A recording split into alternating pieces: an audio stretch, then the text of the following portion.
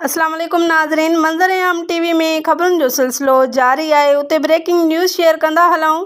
कोटी जी भरिसां कखां घर में बाहि लॻण करे 70 साला औरत पंहिंजे बचनि खे बचाईंदे सड़ी फौत थी वई आहे। कोटजीअ जे ॻोठ क़ाइम खान गोपांग जी रहवासिन दरवेश फ़क़ीराणी हाकिमज़ादी गिलाल जी घर खे ओचितो बाहि लॻी वई। बाहि लॻण जे नतीजे में फ़क़ीराणीअ जो मुकमल जिस्म सड़ी वियो। वारिस खेसि गिम्स अस्पताल गंबड़ खणाए पहुता, जिते डॉक्टरनि संदसि मौत जी तस्दीक करे छॾी।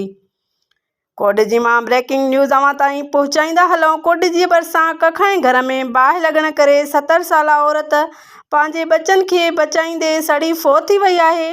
कोटजीअ जे ॻोठ क़ाइम खान गोपांग जी रहवासिन दरवेश फ़क़ीराणी हाकिमज़ादी गिलाल जे घर खे ओचितो बाहि लॻण करे बाहि लॻण जे नतीजे में फ़क़ीराणीअ जो मुकमल जिस्म सड़ी वियो आहे। वारिस खेसि गिम्स अस्पताल गंबड़ खणाए पहुता, जिते डॉक्टरनि संदसि मौत जी तस्दीक करे छॾी।